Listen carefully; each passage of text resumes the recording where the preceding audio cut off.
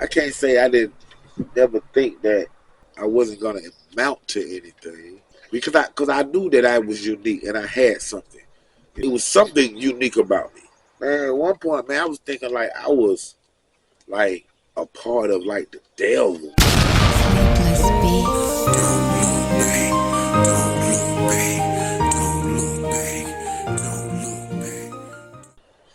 I don't know, man. I guess you know, in my early years, man, I didn't like. I can't say I didn't never think that I was gonna I wasn't gonna amount to anything. You know, before because I knew that I was unique and I had something. You know, like right up in my preteen. You know, right in that area. Get out, girl. You don't get me dirty. Get out.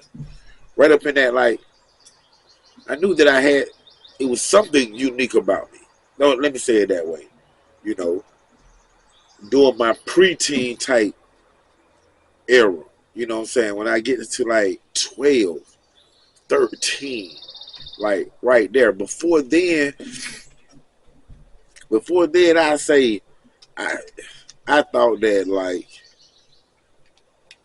I was like the dang man. If I would tell y'all this man, this real, just be real, as a child thinking like this, man. Man, at one point, man, I was thinking like I was like a part of like the devil, man. Like and the reason why I say that, man, because like when you in elementary school, I don't know how it is, like the northwest, and up east, but down south, how it is here in the school system, like every year at the end of the school year, you have these we'll call field days. You know what I'm saying? We'll call them field days. Now let me sit up my phone, man. But yeah, we'll call them field days. You have these field days, and they separate the classrooms into different parts.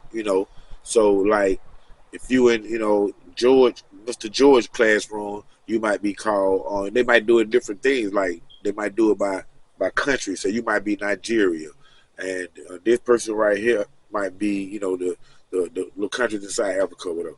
Or you might be United States, and it might be just different little stuff. Or it just be simple as red team, green team, blue team, orange team. Y'all know what I'm talking about. Field day, May Day. You know what I'm saying? However, first it was May Day, and then it was like field day when you start getting older, just something like that right there. You do a lot of games at the end, run, boom, till you win, like that. And with me, man, it was like, let's just say I was on the green team this year. We lose to my straight last place. You know what I'm saying? There's like 7 different places you can place. And then the next year, I'm like, cool, I'm on the blue team. We lose. Bad.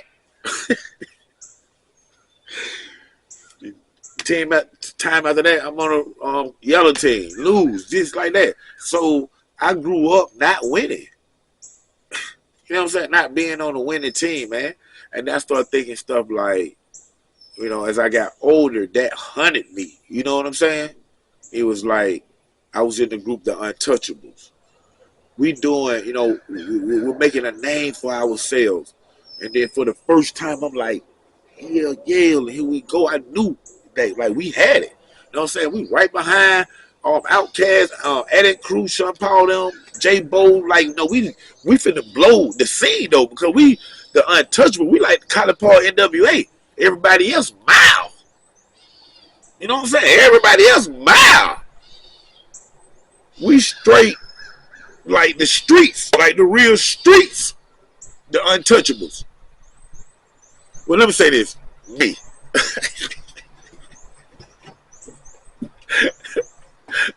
I'm keeping it real. Because ain't nobody out of the 5 members, the other 4 members did half of the shit I done. But anyway, so the Untouchable, boom. You know what I'm saying? But here we are. We're making this music together. We made wonderful music. And it wasn't about individuality, because if you locked everybody in on somebody, then somebody is better than somebody. Meaning, like, you can get CeeLo Green to match up against Little Pimpin and beat him, or this, or you can get Sean Paul to match up with the Sniper. And know who the Sniper might get him. It's just like that. But together as the whole, the group, the Untouchables, put us on wax with anybody in the South, they'll get shot down. Rob, script, probably in real life. Probably done it. So you know, shout out done it. You know, so you know, like the point of the story is, I was a part of that, and I just really knew that we was blowing. You know what I'm saying? We had Jerry Smoker be on our side. We get radio play. We got stuff running on BET commercials, albums coming soon. They already in stores. We got a little promotion tour going on. So we had a lot of stuff going on, and then all of a sudden, boom! It's dead. Frank goes to the Fed. Meechie number 2, he thought. But even though Frank was in there, and Meechie came down there, because Frank was already there. Had not been there probably about 10, 15 years before Meechie got down there where he was. So anyway, you know, Frank Nitty get pops, the group goes down. You know what I'm saying? So I'm like, you know, maybe because I was a part of It's You, Trees. See, that's how my mind was thinking, man. It's you, Trees. So then I remember, like, on the phone with my cousin. So he was the judge at the time before he did the DA and retired. But I remember calling him crying outstate in Riverdale, man. And that, what I'm telling y'all, was like hunting my mind. Just hunting my mind. Hunting it just for so many years. You know what I'm saying? And then, you know, you had people like Sniper, my friend Dana McKissick. Right now to this day, he don't even know I know this. Like, if he see this film, he'll know it now. He don't even know I know this shit, bro. And whoever who's watching me, who watched me a while back, and I said that we had that song that was on the radio station, which was like number 2, and Get Your Money Right with Black Boy Meat, and I said what's the name here? Duffer Bag Boys, they was number 3 up under us, and somebody looked for the video. They were like, "Oh, nigga, you cap, but you know we look everywhere for that video." I found it, bitch. See, I don't be flexing, bro, and I'm gonna put it up, probably tag you with this video right here to show y'all whatever. But at this time, and this is another thing, like I say, the Untouchable's gone now. So then at one time, my partner named Black Boy Meat, what's up, Meat? Demetrius McClendon, that's his name. He had a song that producer Midnight Black, what's up, Tracy, who did tracks for the Untouchables and many others. Jeezy was one of his top hitters. Meat got a track for him. The track was Get Your Money Right. The shit was bad. It was like Friends, the same thing as Scarface and Tupac and what's his name did? Master P. Anyway, it was a track like that. Tracy had redone it. Meat got it. Meat heard me on it. He heard Danny on it. He came to both of us because all his friends grew up together in the same projects. And he was like, "Man, I'm gonna get 2 of the dopest niggas out of my hood, in a group like that." And his friends to get on the track. So we feature on the track. Beat rap first. I got the second verse. Donnie ended it off. The track blew up. And now we going down to record pools and things all in Alabama and Mississippi, all down there doing shows. And it was 2 Chainz and Dollar Boy. And they was doing Duffer Bad Boy. We was on the same damn pool. Them my partners, man. Like, straight up, man. You know what I'm saying? Shots out of Chain and Dollar. But like I said, we were number 2 on this video down there. Nigga, y'all think I'm lying. Whatever. And but the song was getting real hot, man. It was getting motion. And we was going out every weekend promoting it and recording it and promoting it. And y'all help me out. Yeah, there we go. Performing it. Thank y'all. Performing it, man. And at one point, one weekend, it was time to go. And my partner didn't show up. Danny McKissick, Sniper of the Untouchables. See, he don't even know. Like I say, he finna find out today that I know this. And it was time to go. Meat pulled up to the projects. I'm right there. He like, "Treat you ready?" I'm like, "Yeah." I'm like, "Well, Danny." He was like, "I don't know, little white lie. I don't know. Go ahead and call him." Gave me his phone. I called Danny. and his mama, rest in peace, Miss Vicky, we love you. She was like, he's leaving that tree, going to the studio, but hold on, let me see. She looked out the window. She was like, he haven't got in the car yet. She started calling his name, let him know that I was on the phone. And then with who I am to her, the family, Donnie, who we are to each other, that's why she stopped him like that. You know, she stopped him. You know, hey, Donnie, that tree's on the phone. Brought him back. When he get back on the phone, like, what's up, bro? He like, what's going on with you? I said, man, we right here meet. Man, you know, we got to go out of town. Man, put me heading down to Alabama. He was like, man, tell me they ain't going, you know, like that. But it sounded very hostile. So I was like, oh, okay, man, all right, I'm going to holler at you when you get back, bro. Boom, we hang up. So then I turn to Meek, and I said, hey, Meek, man, Donnie just said he ain't going, man. I said, but for some reason, the way he said it, it sounded like he was telling me he ain't going, not you, Meek. Just like that. This is the intelligent thing that I have. Like, someone pick up on shit. That's what it is. But when I said that to Meek, he said, man, I'm going to go ahead and tell you the truth. I lied to you. I'm like, what's up? He was like, I seen Big Donnie last night. I know where he at. I took him home. I'm like, okay. Now I'm trying to see why he lied to him. You know. And he was like, man, I didn't want to say this to you, man, but this is what happened, man. So he lied because he was considering my feelings. And he knew that me and Donnie were the closest. So I said, what? He was like, and my cousin, Don Terrell Knox, Ali, he's standing right next to me while this is going on. You know what I'm saying? While we standing in the project. So we standing there together, me and Don Terrell. So me said, man, listen, man, I took Donnie home last night giving him a ride. And while I was riding home with him, man, he was saying, man, I don't want to do no music no more with that dude, man. I can't do no music with that dude. I don't want to perform with that dude. I can't even just kick it with that dude. And he said, man, he didn't even say Don Treese. I'm like, what? He said, man, he kept referring to you as that dude. So, you know, I took that just right there personal because he came in the game through me. So I was wondering where this coming from. But anyway, then Meek went on to say, man, listen, man, just being real, man. He said that he don't want to do no more music with you. And the reason why is because you cursed and your family's cursed. And that's the reason why your brother is dead. I said, what? Time he said it, I started thinking, because I'm the oldest grandchild of my grandmama grandkids, so well, the oldest grandson. So I know a lot more than my younger siblings and cousins and stuff. You know what I'm saying? So I started thinking about things like my aunt, my grandmama's daughter, you know, just one that you know, she had a mental breakdown and she didn't ever recover. So I started thinking about her. Then I started thinking about other people down the line that they have that's not in my grandmama bracket, but is related to us that had done things or you know, however, and they was unorthodox type things.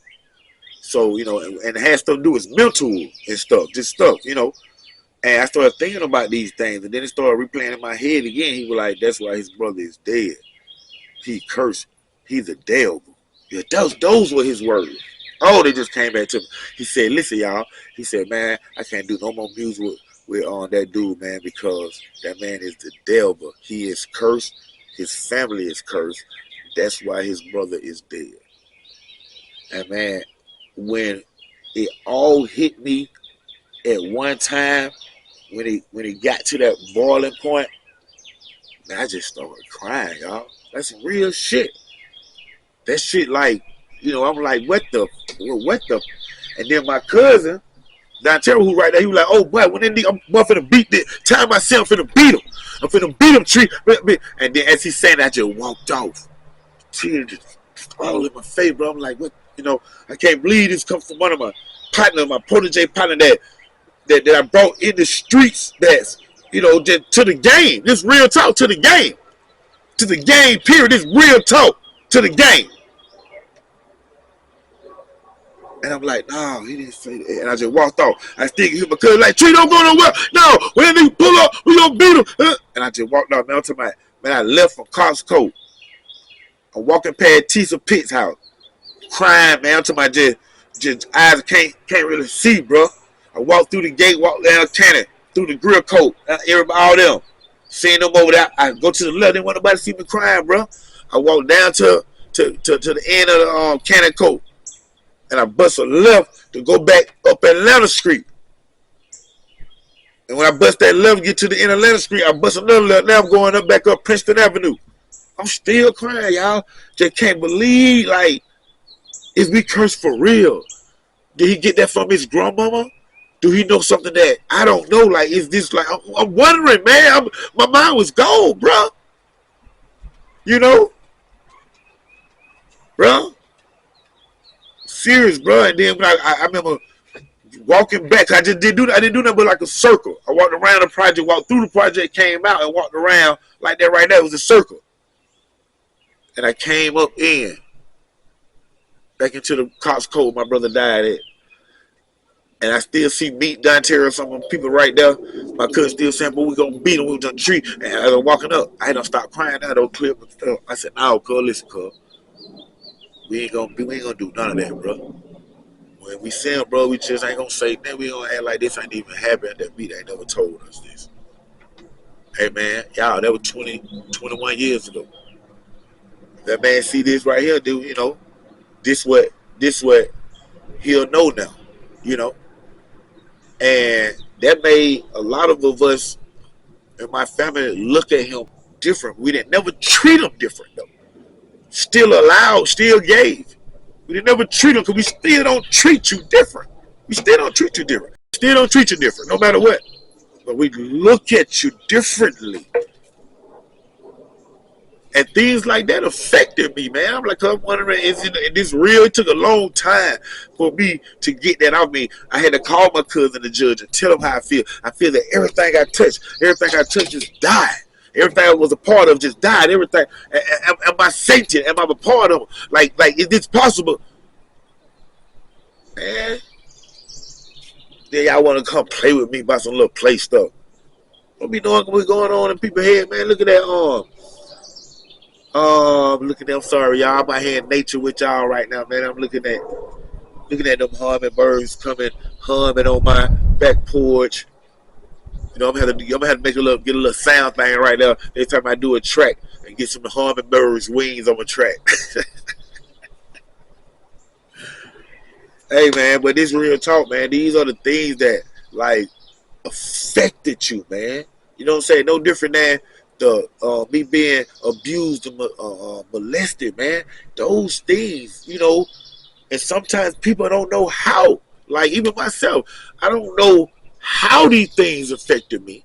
You know, something I don't know how these things affected me, but they did. You know what I'm saying? Because when a person be alone and he have these things, they come back and talk to him. He see him all the time when nobody's there. You know what I'm saying? So y'all, you know, people who ain't went through some of that stuff, y'all better keep it consider, you know, what y'all do to people, how y'all treat them, because that energy that you give, only thing it's gonna do is enter into the world. Because you, whatever it is, it's going to manifest itself into whatever it is. It's only could be two things, good or bad. But whatever it manifests itself into, at some point in time, that shit going to come back to you, man. And when I say you, that means anything that came from you. So it can be your great-grandchild. Watch what you do to people. It's real talk, man. Because sometimes that shit hurt. And sometimes that shit can get you hurt. For real, man.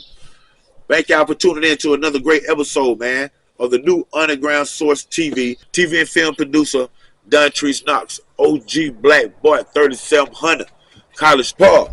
Stand up.